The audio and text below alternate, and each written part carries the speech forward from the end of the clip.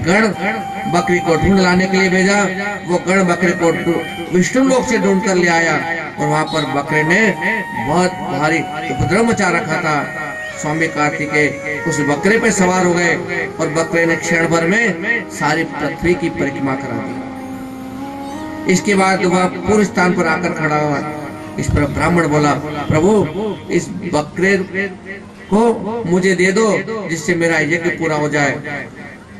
तब कार्तिकेय बोले, हे ब्राह्मण, ये बकरा अभी वध करने की योग्य नहीं है, अतः तुम्हें नहीं मिलेगा, परंतु मेरे आशीर्वाद से तुम इस बकरे के बिना ही अपना यज्ञ को पूर्ण कर लेना। और इस प्रकार उस यज्ञ को संपन्न करवाया। आगे ब्रह्मा जी नारद जी से बोले, जब देवताओं और असुरों का विनाशकारी युद्ध हो गया और दैत्य तारक जो है परम शक्ति लेकर के इंद्र पर चल पड़ा। इंद्र घायल होकर के हाथी ऐरावत से नीचे गिर पड़े और असुरों ने जो है लोकपालों को भी परास्त कर दिया। देवताओं को मार मार कर भगा दिया। असुर सिंहात करने लगे। बड़ा कोलाहल मच गया युद्ध में। ये सब देख करके वीरभद्र भी वहां उपस्थित हो गए। अपने हजारों वीरगणों को साथ लेकर के खड़ग आदि लेकर के आए। भीषण युद्ध कर रहे हैं और इस युद्ध में त्रिशूल, पाश, खड़ग, फरसा, पट्टिश आदि का प्रयोग हुआ। वीरभद्र ने असुर तारक को घायल कर दिया, पर वह मूर्छित होकर के गिर पड़ा। लेकिन इसके बाद महाकौतुकी तारक ने वीरभद्र को युद्ध में मार करके भगा दिया। तारक बड़ा शक्तिशाली था। देवता भी भागने लगे। भगवान विष्णु तारक से युद्ध करने लगे। उन्होंने उस पर गदा आदि से प्रहार किया। और इधर ब्रह्मा जी जो थे कुमार कार्तिक के पास जाकर के बोले, हे पुत्र, इस तारक को मेरा वरदान प्राप्त है कि उसे शिव आदि कोई भी नहीं मार सकता है। आप इससे युद्ध कीजिए, क्योंकि ये तुम्हारे अतिरिक्त किसी दूसरे से मर नहीं सकता। कार्तिकेय जो थे उल्का के समान चमकती अपनी शक्ति लेकर के चल दिए। उन्होंने देखकर तारक भी जो था शक्ति उधार करके प्रहार करने लगा। रहे मूर्खों, तुम मुझे इस बालक से मरवाओगे? इस बालक को मरने के लिए मेरे सामने भेज दिया? तुमको शर्म आना चाहिए। अरे विष्णु तो हमेशा निर्लज है और छली है, अविवेकी भी है। इंद्र भी ऐसा ही है। मेरे द्वारा बालक के मार जाने पर इसके वध का पाप तुम देवताओं को लगेगा, ध्यान रखना। हे बालक, अगर तू अपने प्राण बचाना चाहता है तो मेरे सामने से तू भाग जा। ये इंद्र और विष्णु थे, इस निंदा से तारक का बल क्षीण हो गया है। इस समय इंद्र ने अपना वज्र लेकर के तारकासुर को पृथ्वी पर गिरा दिया। तारकासुर ने क्षण मात्र में उठ करके इंद्र के ऐरावत को गिरा दिया। अब भगवान विष्णु ने तारक से युद्ध किया, परंतु तारकासुर तो और महाकाल के समान चमकने लगा। सबने बार बार कार्तिकेय से कहा, कार्तिकेय आपको इसे युद्ध लड़ना पड़ेगा, आपके सिवाय मरने वाले नहीं है। कार्तिकेय ने भगवान शिव जी के चरणों का स्मरण करके उठा है और अपना असंख्य वीरों के साथ में दुष्ट असुर तारकासुर का वध करने का उपाय सोचने लगे। और जैसे उन्होंने खड़े हुए मैदान में और देवताओं ने जय जयकार लगाई, हर हर महादेव, हर हर महादेव, हर हर महादेव। सब देवताओं ने उनकी स्तुति करी, प्रार्थना करी कि अब जो है अब तारकासुर का उद्धार होने वाला है। और दैत्य तारकासुर और कुमार कार्तिकेय के बीच में जोरदार भीषण युद्ध होने लगा। दोनों वीर हाथ में शक्ति लेकर युद्ध करने लगे और शरीर घायल हो गए। फिर भी कुमार ने शिव और माता पार्वती को मनी मन प्रणाम किया। देखो, कार्तिकेय के पास शक्ति थी, लेकिन जब वो तारकासुर नहीं मर रहा तो अपने माता पिता को प्रणाम करके जैसे उसने प्रबल शक्ति फेंकी है, वह विदीर्ण होकर पृथ्वी पर गिर पड़ा और वो तारकासुर मृत्यु को प्राप्त हो गया। जैसे तारकासुर मरा है, चारों ओर आनंद ही आनंद हो गया है, क्योंकि देवता सारे पीड़ित थे उस तारकासुर से। और इस प्रकार के माता पार्वती ने स्नेहवश पुत्र को गोद में उठा लिया और अपने बालक का मुख चूमने लगी। इसके बाद में वो जो कुमार है, क्रोंच पर्वत को पीड़ित करने वाले बाणासुर का वहीं बैठे बैठे बाण से संहार कर दिया। और इस प्रकार शेष के पुत्र कुमार ने कुमार की बहुत प्रशंसा की। आइए, सबने उत्सव मनाया तो हम भी उत्सव मनाए। क्योंकि उत्सव को अगर गाकर नहीं मनाएंगे तो आनंद नहीं आएगा, कथाएं फिर नहीं निकालोगे।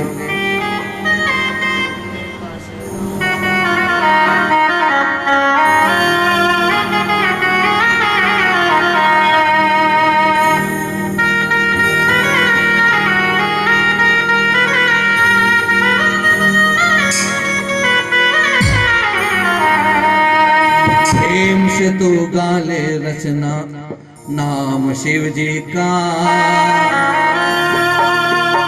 वो ही दाता है विदाता सारी धरती का। प्रेम से तू गाले रचना नाम शिव जी का, वो ही दाता है विदाता सारी धरती का। वो कृपाना तो दयाना भोला भंडारी, काहे प्राण अगारी। सांस की माला पे जपना तो नाम शिव जी का, प्रेम से गाले रचना नाम शिव जी का।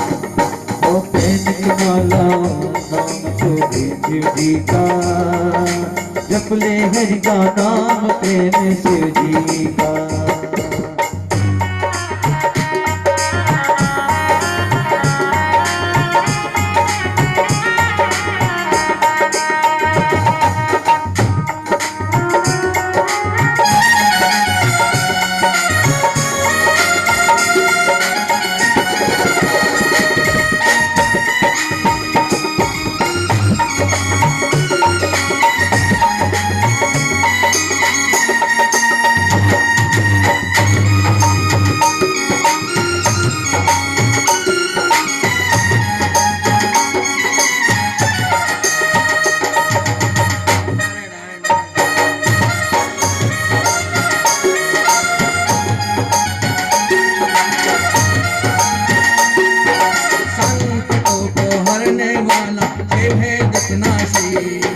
संकट को हरने वाला शिव है दुखनाशी, सारे सृष्टि का रचैया ब्रह्म है अविनाशी।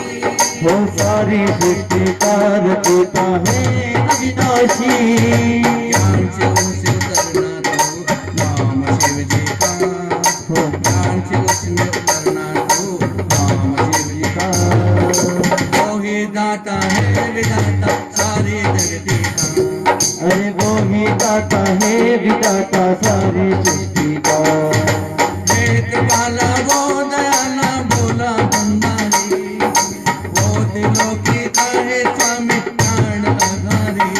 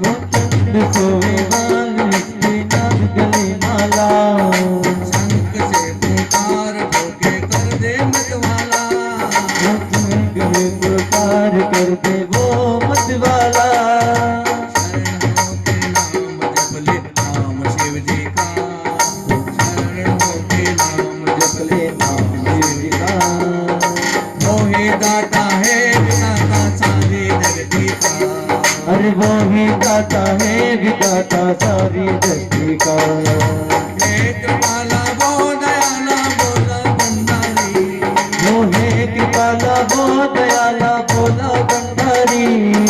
वो दिलों की काहे स्वामी प्राण अगारी। वो दाता है सारा प्राण दाता है। सास की माला पे जपना तो नाम शिव जी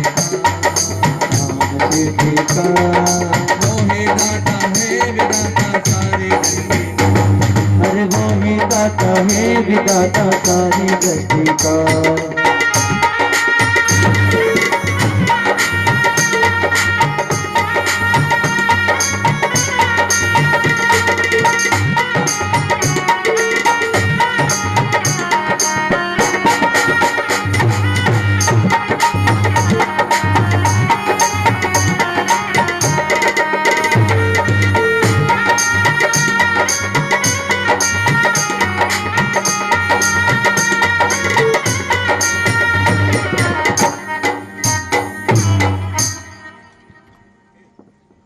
नारद जी आगे बोले, भगवान आपने कार्तिकेय का चरित्र सुना दिया, कृपा करके गणेश जी का चरित्र भी सुनाइए कि गणेश जी का जन्म कैसे हुआ। एक बार की बात है, पार्वती अपने सख्या जय विजय के साथ में, शंकर भगवान के तो असंख्य गण है परंतु हमारे कोई गण नहीं। क्या कह रहे, भगवान शंकर के तो हजारों गण है, तो सख्या कह रहे कि भोलेनाथ के तो बहुत गण है, पर हमारे पार्वती आपके कोई सख्या, आपके कोई गण नहीं, और हमको भी हम ऐसा कोई गण चाहिए। क्यों चाहिए कि जब हम अपने महल में अकेली कुछ नाच गा रही हो, स्नान ध्यान कुछ कर रही हो, तो उस समय जो है वहां दरवाजे पर कुछ ध्यान रखने वाला कोई नहीं है, और क्या पता कब शिव जी एकदम दौड़े चले आते हैं और फिर हमको शर्म आती है। तो क्या करो कि हमको भी एक गण की रचना करो। कहते कि एक दिन पार्वती स्नान कर रही थी, द्वार पर नंदीश्वर बैठे थे और उसी समय शिव जी घर पर आ गए। तो पार्वती जी को बड़ी लज्जा महसूस, उन्होंने कहा सखी को कि हमने पहले तुमसे कहा था कि अपना गण होना चाहिए। तो उस समय क्या था कि पार्वती अपने जय विजय सखियों के साथ शरीर पे उपटन कर रही थी। शरीर को उपटन जानते थे, भूल गए? नहीं करते हैं आजकल, सब भूल गए हैं, सब मेकअप करने लगे, सरसों का तेल लगा करके उपटन करते हैं, फिर धूप में बैठते हैं, फिर स्नान करते हैं। एकदम तो आजकल तो सीधे हम तो अपने स्नान घर में गए नहाने बैठ गए। पहले शरीर का मैल भी खोलना पड़ता था और अलग अलग तरीके से। अब मैं नहीं जानता कौन कौन से तरीके, माता जानती है कौन कौन से तरीके उसके होते हैं। तो उनसे वो उपटन कर रहे थे और कहते हैं कि वो जो मैल खोल रहे थे, तो मैल खोलते खोलते वो एक जगह पर उसको इकट्ठा करते ही है ना। तो इकट्ठा कर रखा था, तो देखते देखते पार्वती ने उसका एक पुतला बना दिया, पार्वती के मेल का पुतला बना दिया। और जब वह पुरुष बन गया तो उसे वस्त्र पहना करके कहा जाओ तुम द्वार पर बैठ जाओ, और कहते उसमें प्राण का संचार कर दिया और आज्ञा दे दी कि यहाँ महल के अंदर कोई भी बिना पूछे आए तो उसको अंदर मत आने देना, पहले उससे पूछना, फिर मुझे आकर बताना और उसके बाद में उसको प्रवेश देना, अंदर मत आने दा। बेटा मैं आपका नाम गणेश रखती हूँ। तो पुतला बना करके गणेश भगवान बिठा दिया द्वार के बाहर। अब कोई भी आएगा तो उसको जाने देना नहीं अंदर। और योग से भगवान शंकर पधार गए और शंकर जी अंदर जाने लगे। तो वो छोटा सा जो बालक था, गोटा सा, और वो चिल्लाने लगा, ओ बाबा जी कहाँ जा रहे हो, रुक जाओ यहाँ पर, अभी माता जी स्नान कर रही है, उनकी आज्ञा है कि उनकी आज्ञा के बिना कोई भी अंदर न जाए। अब बताओ, जिसका घर हो उसके घर पे कोई चौकीदार बैठ गया हो, नया गार्ड बैठ गया हो, और वो कहे हो महाराज अंदर का जाते हो, कुछ हमको भी मंदिर में रोक देते, नए नए गार्ड आते ना, तो मालूम है कि महाराज वो नया आया था, उसका कसूर नहीं है, हम भी जाते हैं महाराज अभी भगवान के दर्शन नहीं हो रहे, अभी रुक जाओ, अभी थोड़ी देर लगेगी। वहां भी कब से आए हैं, बोले 2 दिन से नया नया आया, मैंने कोई बात नहीं, पता नहीं। तो हम गुस्सा नहीं करते, लेकिन भोलेनाथ को गुस्सा आ गया। उन्होंने कहा मेरा घर और मेरे घर में जा रहा हूँ और ये मुझे रोकने वाला कौन आ गया यहाँ पे? उन्होंने कहा इस बालक से कौन मुंह लगे।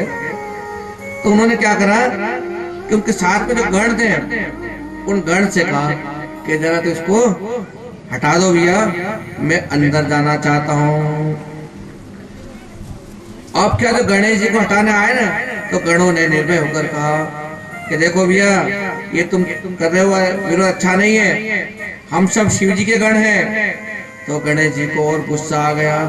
उनने कहा तुम शिव जी के गणेश जी, तुम शिव जी के हो गण हो, मुझे क्या मतलब, मैं तो पार्वती का गण हूँ।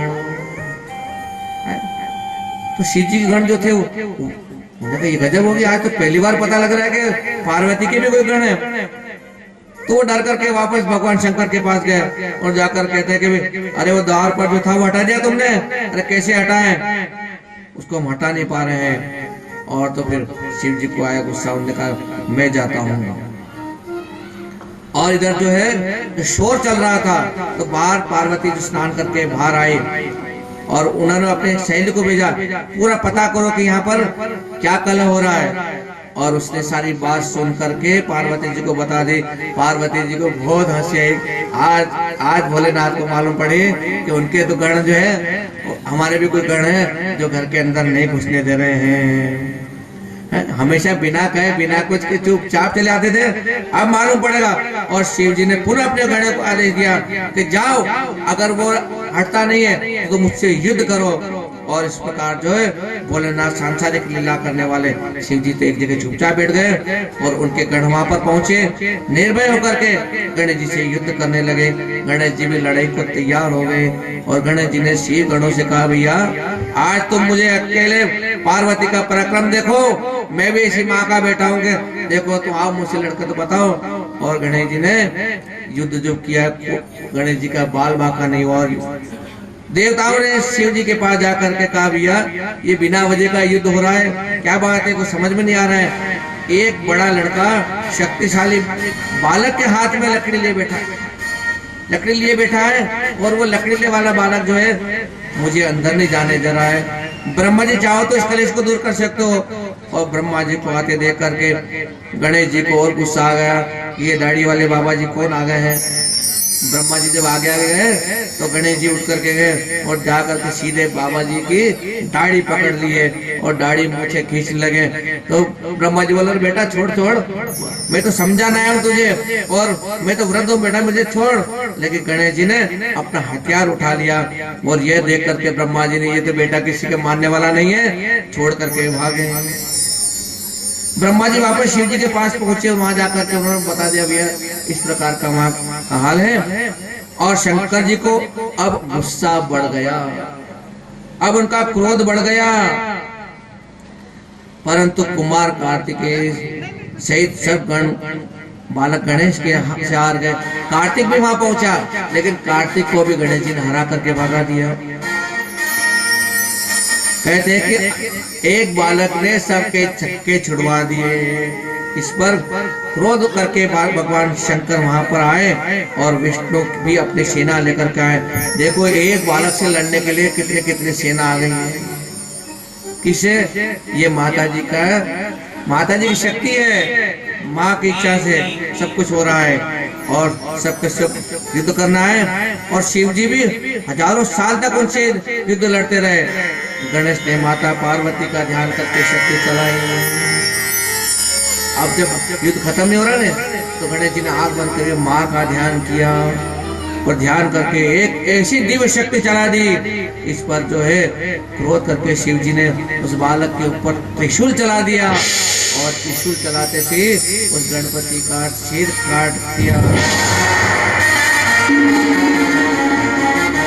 देवता एकदम चिंतित हो गए और नारद जी आए पार्वती के पास है, मैया देखो ये गजब हो गया है, आज इतना युद्ध चल रहा था, उस छोटे से बालक गणेश ने आपका ध्यान करके उस दिव्य शक्ति को चलाया, लेकिन भगवान शंकर का क्रोध बढ़ गया, उन्होंने त्रिशूल से बेटे का गला काट दिया है, गर्दन काट दी है। और ये कहा अब जो है मान किसी प्रकार का मत त्यागना, ऐसा कहकर फिर अंतर ध्यान हो जाते हैं। यह सुनकर पार्वती को और ज्यादा क्रोध आ गया। देवता और गणों ने सबने मिलकर मेरे बेटे को मार दिया और निश्चय कर लिया मैं सबका नाश कर दूंगी। प्रलय मचा दिया मां ने और उन्होंने अपने शक्ति से 1,00,000 शक्ति उत्पन्न कर दी। पार्वती बोली जाओ पूरी की पूरी सेना जाओ और संसार में प्रलय मचा दो, जो भी तुमसे लड़ने आए तुम एक एक करके सबको खा जाओ। भाई ऋषियों चाहे देवता हो, वे शक्तियां सेना में प्रवेश कर गई और जो शक्ति की जो सबके सबको खाने लगी। ये देखकर ब्रह्मा विष्णु महेश को लगा गड़बड़ हो रही है। सब कहने लगे या अब क्या होगा, अब क्या होगा, क्या देवी अकाल के पहले ही प्रलय काट डालेगी? प्रलय मचा दिया इसने तो। इस पर ऋषि जो है सारे पहुंचे और प्रार्थना करने लगे माँ जगदम्बा की, हे मैया जरा क्रोध शांत करो, तुम्हारे स्वामी भी सामने उपस्थित है, उनका तो ख्याल करो मैया, क्षमा करो क्षमा करो, कुछ भूल हुई हो तो हमसे, लेकिन इतना प्रलय मत मचाओ। हे देवी, हमारा जो अपराध है, हमसे कुछ भूल हुई उसको आप क्षमा कर दीजिए। और ऋषियों की प्रार्थना पर देवी चंडिका का रूप धारण किए थे। वह कहने लगी, यदि आप मेरे मरे पुत्र को जीवित कर दोगे तब जाकर के मैं संहार रोक दूंगी। जिस माँ ने अपने बेटे को बनाया और उसके सामने यदि उसका सिर कोई काट दे तो कितना क्रोध होगा। ये जगदम्बा ने आज अपना क्रोध बता दिया, किसी से रुकने वाला नहीं क्रोध, लेकिन उसने अंत में ही कहा कि मेरे बेटे को जीवित कर देगा तो मैं किसी दुख को रोक सकती हूँ। भगवती की बात मान करके सब देवता जो थे उन्होंने कहा, देखो भैया जो माता ने कहा वैसा वैसे करो भगवान शंकर, जिससे कि सब लोगों का भला हो, संसार का भला हो। और शिव जी ने कहा, अच्छा तुम जो ऐसा करो, एक काम करो, उत्तर दिशा की तरफ जाओ और उत्तर दिशा में कोई भी प्राणी तुमको रास्ते में सबसे पहले मिले तुम उसका सिर काट के लाना, और ये धड़ पड़ा हुआ है इस धड़ से जोड़ देना, इससे ये बालक जीवित हो जाएगा। और ये बात सुनकर के सब देवता उत्तर दिशा की तरफ जा रहे थे। रास्ते में सबसे पहले एक हाथी दिखाई दिया। हाथी दिखा तो उस हाथी का मस्तक काट दिया और उसका मस्तक काट कर ले आए, उसे गणेश जी के धड़ से जोड़ दिया और गणेश जी फिर से जीवित हो गए। शिव जी के पुत्र को जीवित दे करके सब देवता प्रसन्न हुए और तब सब ने देवी पार्वती के पास उसे ले गए और पार्वती मैया अपने बालक को देख करके प्रसन्न हो गई। ध्यान देना, कथाओं में जो बताया है ना, कभी कभी हम तो विश्वास नहीं करते हैं कि देखो देखो उस बालक का सिर काट दिया और देवताओं ने हाथी का सिर लगा दिया, ये कैसे संभव हुआ? आप जानते हो हाथी की कथा कब सुनी आपने? हाथी कैसा होता है? टीवी पे अगर चैनल डिस्कवरी चैनल यदि आप देखोगे तो उसपे एलिफेंट ऑफ मतलब हाथी की जीवन की कहानियां का एपिसोड है, जो हाथी की जीवन गाथा बताते हैं। और विज्ञान ने सिद्ध किया है कि संसार के अंदर जितनी भी योनियां हैं, मनुष्य के अलावा 84 लाख योनियां, किसी को पता नहीं कि जीवन क्या और मृत्यु क्या है। हाथी घोड़े वगैरह जितने भी ने इनको पता नहीं कि जीना क्या और मरना क्या है, लेकिन मनुष्य के बाद में केवल एक हाथी ऐसा है जिसको पता है कि मैं जीवित हूँ और मुझे मरना है। जानते हो आप? नहीं मालूम आपको? यानी केवल हाथी जानता है कि मुझे मरना है। और जो लोग व्यवहार अपने परिवार का मरने के बाद हम करते हैं वो हाथी भी वो व्यवहार निभाता है। ये उस एलिफेंट ऑफ डिस्कवरी के जो एपिसोड उसमें से बताया, हमने कई बार उसको देख लिया। आपने कभी उसको देखना कि हाथी के परिवार का कोई सदस्य अगर मर जाता है तो पूरे परिवार के जितने भी वो घेरा बना करके, जैसे हम शोक व्यक्त करते ना, कुछ खाना पीना नहीं 3 दिन तक वैसे बैठे रहते हैं, सब शोक मनाते हैं। और यदि हाथियों का झुंड चलता चलता कभी रास्ते में कोई अस्थियां पड़ी मिल जाए तो एक एक करके सब उस अस्थियों को सिर से सूंड से बार बार नमन करते हैं और बैठ जाते हैं, याद करते हैं ये भी हमारा कोई पूर्वज रहा होगा, ये हमारा कोई पितर रहा होगा। सब शोकाकुल हो जाते हैं, यानी इतना उनको भान है उसमें। और विशेष बात मैं आपको बताऊं कि मनुष्य के माथे के अंदर जो इसको हम बोलते हैं माइंड, बुद्धि कितनी है, तो वो जो मांस का जो 40 से 50 ग्राम टुकड़ा जिसके अंदर से हमारे मेमोरी है, मतलब माइंड है ना। और हाथी के अंदर कितनी है? 2 किलो। यानी हमारा मस्तक में थोड़ा सा हमारी जो अक्ल है वो तो 50 ग्राम की, जो कि इतने बड़े बड़े सुपर कंप्यूटर बनाती है, तो हाथी के अंदर कितनी होगी? 2 किलो, मतलब कितने लाखों कंप्यूटर बना। हम सुबह क्या खाया, शाम को याद करने में विचार करते कि मैंने क्या खाया था, सुबह कल क्या बना था, कल क्या बना था, हमने कल क्या पाया, ये हम भूल जाते हैं। लेकिन हाथी जो है एक रास्ते से जब निकलता है तो उस रास्ते को अगर मकान बना हो, कुछ भी बना हो, तो वो हाथी समझ जाता है कि मैं इस रास्ते निकला था। 20 साल पहले की मेमोरी उसके दिमाग में रहती है। सोच लो, 20 साल पहले की मेमोरी याद करता है। हमने झुंड से जाए थे, कहाँ पानी पिया, कहाँ वृक्षों को तोड़ करके पत्ते खाए थे। मनुष्य नहीं सोच सकता। इतना बुद्धिमान हाथी होता है, इतनी अकल उसमें होती है, और वो परिवार में इसलिए रहता है, उनका परिवार का एक मुखिया होता है निश्चित, जैसे हमारे परिवार में हम मुखिया के साथ रहते हैं। तो जो जितना वृद्ध होगा उसका माइंड उतना ज्यादा जानकार होगा। इसलिए जो हाथी है, हाथी अपने परिवार के साथ रह करके अगर वो जरा सा निर्णय उल्टा ले ले, कहते हैं कि हाथी में माइंड से सूंड से 400 किलोमीटर दूर पानी का खजाना है, उसको पता लग जाता है। कितने यहाँ थी मंचों से भोपाल तक, इधर जयपुर तक। हम क्या पता करेंगे पानी कहाँ, खाना कहाँ, लेकिन हाथी में इतनी बुद्धि बताई है। ये कारण कौन सिद्ध कर रहे हैं? वैज्ञानिक सिद्ध कर रहे हैं, मैं कुछ अपनी तरफ से नहीं कह रहा हूँ। तब हमको पता लगता है कि भगवान शंकर ने, सब देवताओं ने इसलिए हाथी का मस्तक गणेश जी को लगाया कि विद्या को देने वाले, बुद्धि को देने वाले गणेश इतना तेज क्यों है, आंखें छोटी क्यों है, समझे ना? तो यहाँ पर वही हुआ कि जब माँ पार्वती को बड़ी प्रसन्नता हुई, उनकी खुशी का ठिकाना नहीं रहा, और दोनों बालक को गोद में लेकर के भुजाओं से प्यार करने लगी। बालक को अनेक प्रकार के वस्त्र आभूषण से सुसज्जित कर दिया। सबके बालक सबने मिलकर के गणेश जी की पूजा की। देवी पार्वती ने गणेश जी का मुख चूम करके, और हे पुत्र, तुम्हारे मस्तक पर सिंदूर निशान है, अतः हम सब तुम्हें सिंदूर से पूजा करेंगे, तुम्हें सब प्रकार की सिद्धियां प्राप्त होगी, तुम्हारी पूजा से सभी प्रकार की विघ्न बाधा समाप्त हो जाएगी। शिव जी ने गणेश की सिर पर हाथ रखकर कहा, यह मेरा दूसरा पुत्र है। गणेश जी ने शिव के चरणों को प्रणाम किया। सभी देवताओं ने गणेश जी से क्षमा मांगी। हे त्रिदेव ब्रह्मा विष्णु महेश, आप पूजनीय हो। गणराज आशीर्वाद प्रदान किया। सबने कहा, जो मनुष्य सबसे पहले इनकी पूजा करेंगे उसके बाद हमारी पूजा करेंगे। गणेश जी को सबसे पहले क्या कहा कि गणेश जी की पूजा सबसे पहले जो मनुष्य करे, उसके बाद देवता पूजा को स्वीकार करेंगे। करते ना टाइम हो गया, गणेश जी की पूजा करते। अब टाइम तो होते हैं, कथा इतनी है, क्या करो। तो कहने का मतलब है कि हम भी उस समय पे आगे अपनी तैयारी कर लो। यहाँ पर गणेश जी की पूजा सबसे पहले होगी। सभी ने एक स्वर में गणेश जी को अपना अध्यक्ष बना दिया, और देवता दुंदुभी बजाने लगे, अप्सराएं नृत्य करने लगे, बड़ा भारी उत्सव मनाया गया।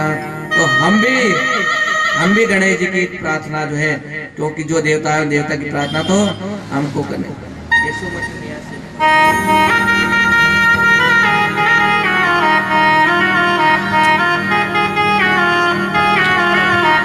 गजानन गणपति जग से निराला,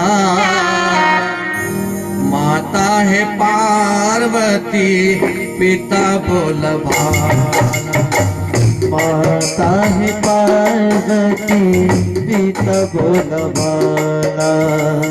गजानन गणपति जग से निराला, माता है पार्वती पिता बोल भाला। हो गजानन गणपति सबसे निराला, माता है पार्वती पिता बोले भाला। गणपति गणेश गौरी के लाला, प्रथम मनाओ थाने दीन दयाला। गणपति गणेश जी गौरी के लाला, प्रथम मनाओ में गणराजा।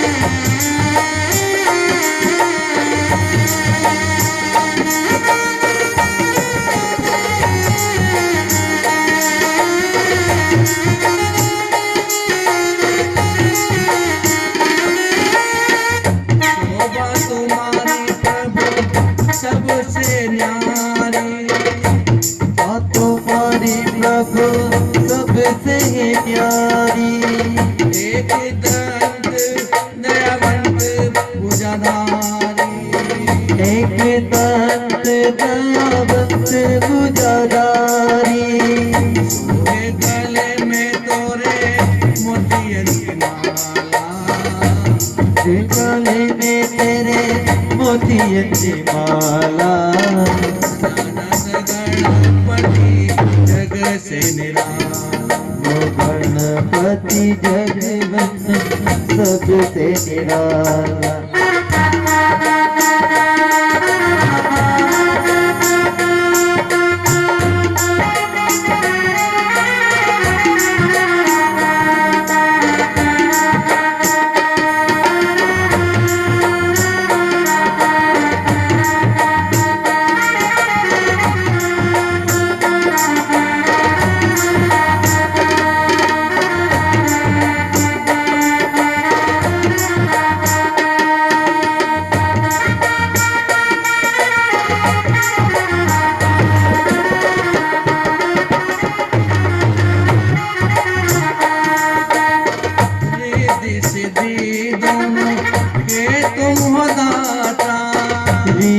जीती के हो तुम दाता, सब देवन में भाग्य विधाता, सब देवन में भाग्य विधाता। वाहन तुम्हारा मूषक सबसे निराला, वाहन तुम्हारा मूषक सबसे निराला, वाहन तुम्हारा मूषक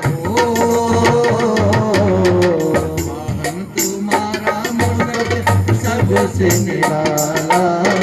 माता है पार्वती पिता बोलवा, हो माता है पार्वती पिता बोलबाला।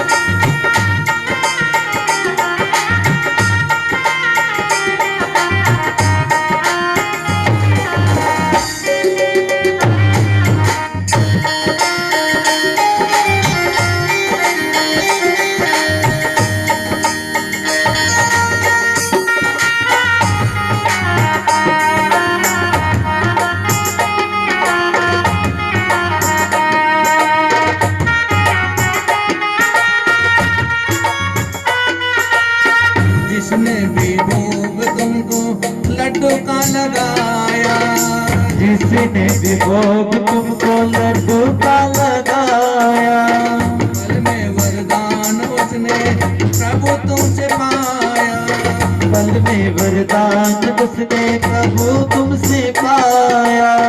तेरे बिना नहीं कोई,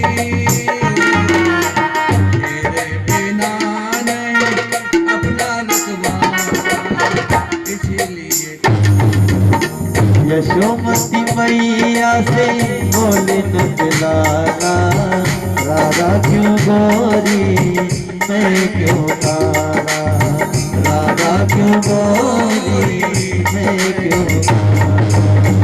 बोले गणपति महाराज की जय हो। 10 मिनट का विश्राम कर लें, उसके बाद जो भी कथाएं आपको सुनने को मिलेगी मधुर मधुर। समय तो जितना है वो उतना है, लेकिन कथाएं कम नहीं है।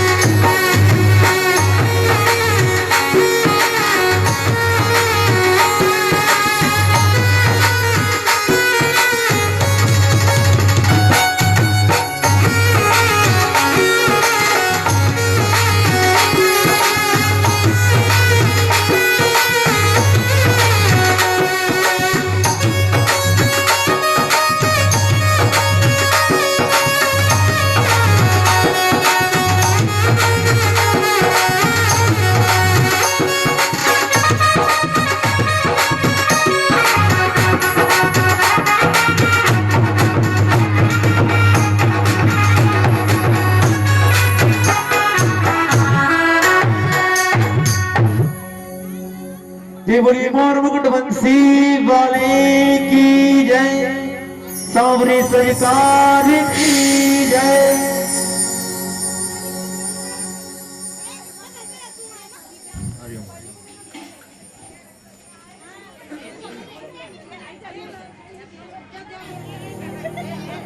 हरे हरे हरे।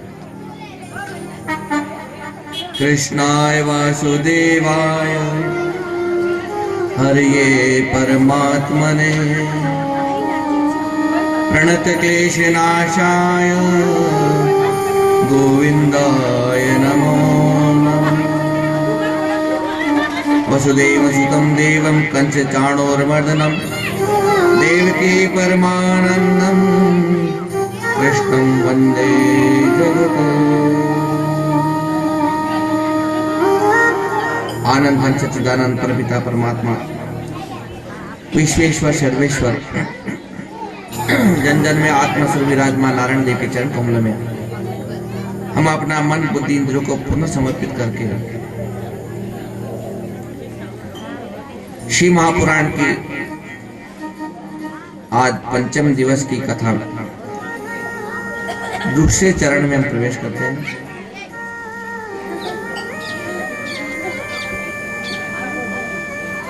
जो पधारे हुए सभी भक्तजन जो शांति प्रिय होकर के कथा सुन रहे हैं, सभी को एक बार और जय श्री कृष्ण।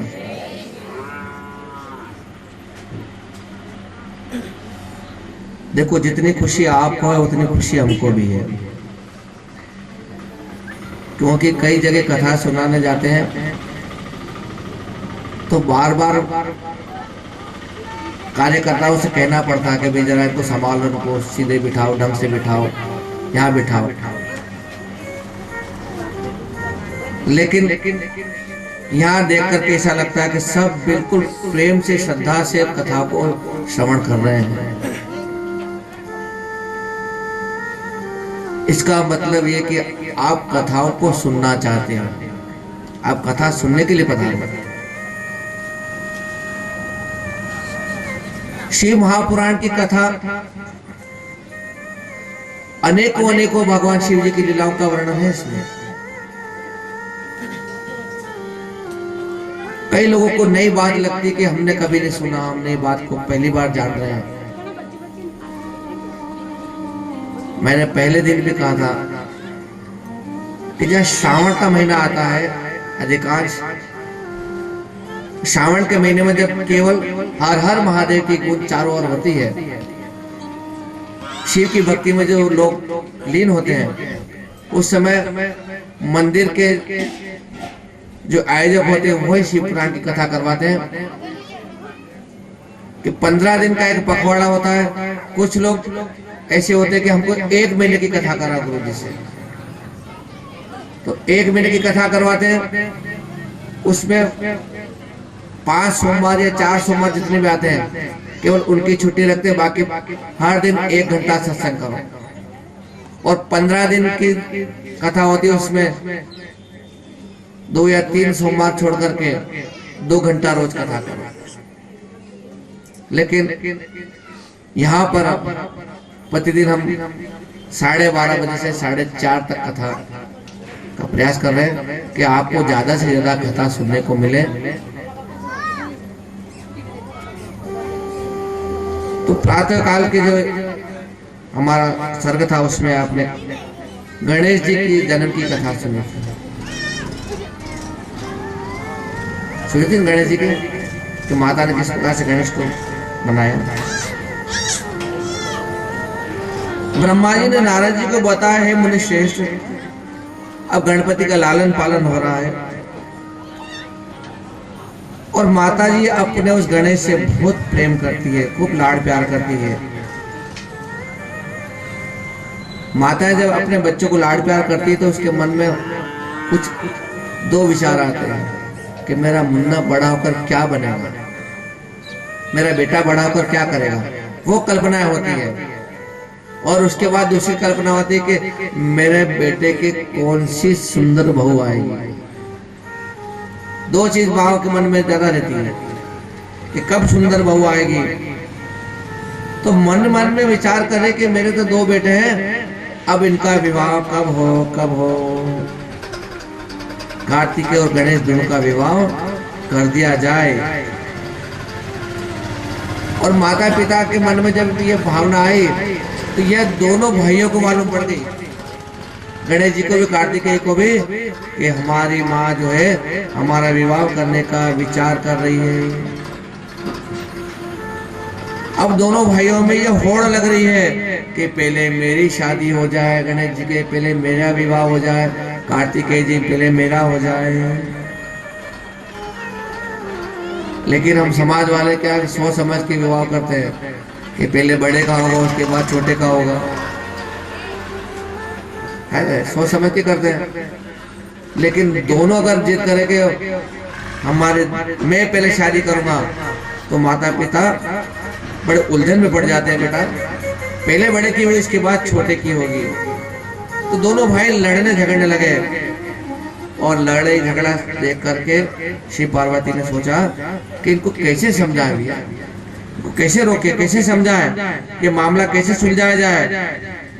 तो उन्होंने कहा, बेटा आप दोनों बड़े प्रिय हो, माँ के लिए दोनों बेटे बराबर है, हम क्यों ना एक उपाय करें, एक प्रतियोगिता करें।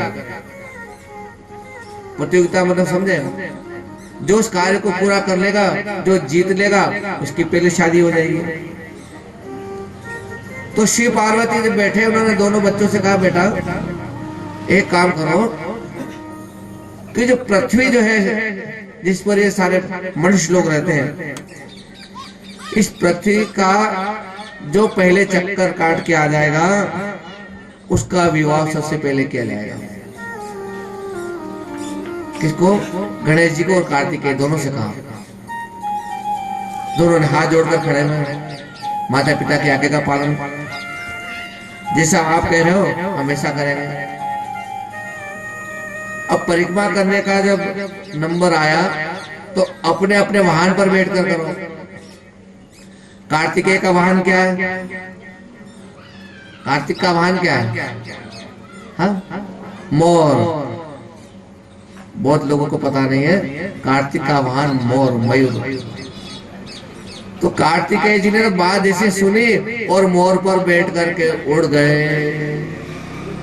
और गणेश जी का तो जैसा रूप है, ब्रेक हो गया, रूंड रूंडाना, सुन सुनाना, बंद कर दिया था, बड़ा सा पेट है, लंबी सी सूंड है। अब गणपति जी की सवारी क्या है? हाँ, चूहा क्या करता है? रात दिन कुतर कुतर कुतर कुतर, चू चू चू। अब बताओ, गणेश जी उस सवारी पे बैठ जाए तो वो तो पहले ही चू चू कर रहा है। गणेश जी बैठेगा तो वो ज्यादा चू चू करेगा। तो गणेश जी ने सोचा कि आप मेरी सवारी तो, लेकिन गणपति को बुद्धि का दाता कहते हैं, ज्ञान और बुद्धि उस पुत्र में ज्यादा है। देखो, माता पिता घर में कोई भी बात कहे तो बच्चों को अपनी बुद्धि लगा करके विचार करना चाहिए। कार्तिकेय चले गए, लेकिन गणेश जी बैठे मन में विचार कर रहे हैं, आखिर क्या करूं मैं। उसी समय उन्होंने बुद्धि से काम लिया, आग बंद की और अपने माता पिता को नमन किया और कहा, पिताश्री आप दोनों आराम से विराजमान हो जाइए, मैया को पास में बिठा लीजिए, मैं आप दोनों का पूजन करना चाहता हूँ। भगवान ने कहा, भाई हमारा पूजन क्यों कर रहे हो? हम पिताजी, मेरी इच्छा है कि आप दोनों बैठ जाइए, मैं आपका पूजन करूँ। शिव पार्वती दोनों बड़े सिंहासन पर बैठ गए और गणेश जी ने उनका पूजन किया। अब देखो, पूजन करने के बाद में हमको परिक्रमा करनी चाहिए। करते हैं ना परिक्रमा, तो सबकी परिक्रमा अलग अलग होती है। तो गणेश जी ने क्या किया कि परिक्रमा शुरू कर दी। और जब परिक्रमा करें तो मनी मन में कोई कीर्तन का जाप करें, केवल बातें करते करते नहीं जाए। जिस देवता का पूजन किया उसके मंत्र का, उनका जो मंत्र है तो ओम नमः शिवाय का मंत्र लेकर के, जैसे उन्होंने एक परिक्रमा, 2 परिक्रमा, 3 परिक्रमा पूरी कर ली और हाथ जोड़कर करने लगे, तमेव माता च पिता तमेव, तमेव बंधु च सखा, तमेव विद्या द्रविड़ं तमेव, तमेव सर्वं मम देव देव। बेटा, आपका भाई जो है वो तो परिक्रमा पर चला गया है, पृथ्वी की आदि की परिक्रमा कर चुका होगा, लेकिन अभी तक आप गए नहीं हैं। तब गणेश जी कहने लगे, पिताजी मेरी तो परिक्रमा पूरी हो गई और आप अब मेरा विवाह कर दीजिए। भगवान शंकर पार्वती समझ नहीं पाए कि भाई तुमने तो यहाँ पूजा की और हमारी परिक्रमा की। बोले कि जो माता पिता की परिक्रमा कर लेता है उसको 7 बार परिक्रमा का फल मिलता है। अरे आप तमेव माता से पिता, तमेव आप ही माता पिता, भगवान सब आप ही हो, आपसे बढ़कर कौन है। ध्यान रखना, घर के अंदर हमारे जो माता पिता है ने वो ही भगवान है। बूढ़े हो गए तो भी माता पिता है, बीमार है तो भी माता पिता है। लेकिन कलयुग में जो है लोग माता पिता को त्यागने का प्रयास करते हैं, उनसे दूर रहने का प्रयास करते हैं और भगवान से मन ही मन उल्टा सुलटा कुछ सोचते रहते हैं। माता पिता सबको बोझ लगते हैं।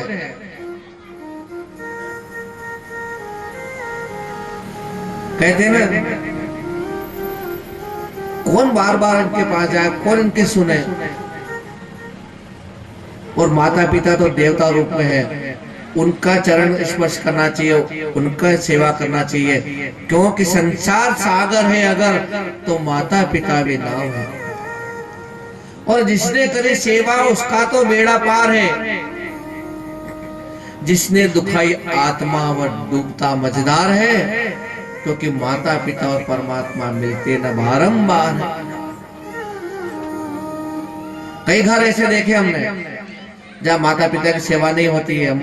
हम तो कड़वा बोलते हैं, कई बार बोल देते मुंह पे, गुरुजी आप ऐसा मत बोलो, आप नहीं जानते हमारे माता पिता को। अरे हम क्या जानते हैं, सबके माता पिता ही एक जैसे होते हैं। जन्म देने वाले माता पिता को आप क्या अलग हो गए। अरे सबके माता पिता बच्चों को जन्म देते हैं, उन्होंने कैसे लालन पालन किया तुम जानो, और आज तुमको वे बोझ लग रहे हैं। माता पिता की पूजा, माता पिता की सेवा से ही भगवान प्रसन्न होते हैं। जब शिव जी ने देखा कि हमारा पुत्र जो बुद्धिमानी की बात कर रहा है कि माता पिता प्रभु सब आप ही हो, तब उन्होंने कहा, बेटा बड़ी सुंदर बात बोली तुमने, बिल्कुल सत्य बात कही हमने, आपकी बात को हम स्वीकार करते हैं। क्या कहा? स्वीकार कर लिया है। और इस प्रकार उनको आश्वासन देकर के कि आपके हम जल्दी से जल्दी विवाह करेंगे। विचार कर लिया, गणेश जी का विवाह करना पड़ेगा भैया, बड़ी बुद्धिमानी की बात इसने कही है। इसके पश्चात प्रजापति ने अपनी कन्या सिद्धि जो थे विवाह की चर्चा करने आए, शिव जी के पास आकर के उनकी बातचीत की। देखो यहाँ गणेश जी का विवाह शास्त्र में बताया, लेकिन एक प्रचलित एक ऐसी सुंदर कथा है कि गणेश जी का विवाह कैसे हुआ। थोड़ा हम उस पर भी प्रकाश डाला। कहते हैं भगवान श्री कृष्ण जो है, भगवान श्री कृष्ण विवाह के लिए अपना रथ आदि जोड़ करके देवताओं को बुलाया कि भी हम अपना रथ घोड़े हाथी सब लेकर के चले, सेना लेकर के, और विवाह के लिए हमको निकलना है। तो भगवान कि विवाह की तैयारी चल रही थी, सभी देवताओं को बुलाया गया। तो देखो जब निमंत्रण देते ना तो एक बैठे बैठे चार लोग विचार करते हैं कि पत्रिका किस किस को देना है, किस किस को बुलाना है, क्योंकि बारात में ले जाना भी बारातियों को ये बहुत मुश्किल का काम होता है। बाराती अगर कुछ गड़बड़ कर दे तो भी बदनामी होती है। तो जो सभ्य हो, जो सरल हो, जो मीठा बोलता हो, जो अच्छे कपड़े पहनता हो, अच्छा व्यवहार रखता हो, उसको सबसे पहले बारात में ले जाते हैं। तो देवताओं को चयन किया, ब्रह्मा विष्णु वगैरह जितने भी देवता थे, इंद्र, सबको सूचना दी। तो किसी ने कहा भैया शिव पार्वती का पुत्र गणपति, उसको भी तो निमंत्रण दो। तो इतने में किसी ने कहा है किसका नाम ले लिया तुमने? वो मोटा मोटा था। अरे बारात में से बेढंगी को ले जाएंगे क्या? कितना खाता है वो, हमारी बदनामी करेगा। लाओ लाओ लाओ लाओ हलवा लाओ, खाया करेगा। और लंबी लंबी सूंड है उसकी, ऐसी तो नाक है उसकी। बेड, उसका शरीर बेडोल है, कान बड़े बड़े, लोग समझेंगे कि किसी कार्टून को साथ में लेकर आ ले। तो हमको गणेश जी को निमंत्रण नहीं देना, और गणेश जी को बिना निमंत्रण दिए सारी तैयारी करनी, गणेश जी को भी तक पता नहीं। और जैसे भगवान कृष्ण विवाह के लिए वहां से निकले हैं सज धज करके, और कुछ दूर चले, और इतने में किसी नारद जी ने आकर कहा, गजानन जी महाराज क्या बात है, अकेले क्यों बैठे हो? कहाँ जाए भैया, अभी किसी का कोई बुलावा नहीं, कहीं का कोई निमंत्रण नहीं, कहीं विवाह नहीं। अरे विवाह नहीं, किसने कहा विवाह नहीं? जोरदार विवाह चल रहा है। भगवान श्री कृष्ण विवाह के लिए सबको देवताओं को लेकर के जा रहे हैं, और तो और ब्रह्मा आदि इतने सुंदर सुंदर वस्त्र आभूषण अपने अपने वाहनों पर सवार होकर के चल रहे हैं। तो गणेश जी क्या, भाई मुझे तो कुछ पता नहीं। मैं आपको सच बात बताऊं कि किसी ने कह दिया कि गणपति जी को मत ले जाओ, बड़ा बेढंगा दिखता है, और बाराती तो सुंदर सुंदर ले जाने चाहिए। तो गणेश जी ने बात सुनी तो गणेश जी को आ गया गुस्सा। क्या समझते हैं सबके सब? चलो ठीक है, मैं अपने वाहन को बुलाता हूँ। मूषक को यानी कि चूहे को आदेश दिया, इधर आओ। मूषक आ गया, बोले ऐसा करो, आप अपनी पूरी सेना को इकट्ठा करो। जी स्वामी। और कह दिया कि जिस रास्ते से बारात जा रही है तुम अंदर ही अंदर जमीन के अंदर कुतर कुतर करके जहां बारात जाए वहां सब पोला पोला कर देना। और जैसे चूहों ने जाकर के आगे जाके पोला पोला कर दिया, और चलते चलते बाराती तो बिल्कुल आराम से चल रहे हैं, नाच रहे कूद रहे हैं। और जैसे उस स्थान पर पहुंचे, और दम से जो आगे आगे जाया था सबसे पहले उसका पैर फंसाना। पास में बोले क्या हुआ? दूसरा बहुत धम, तीसरा चौथा एक एक सब धरती में फंसने लगे। और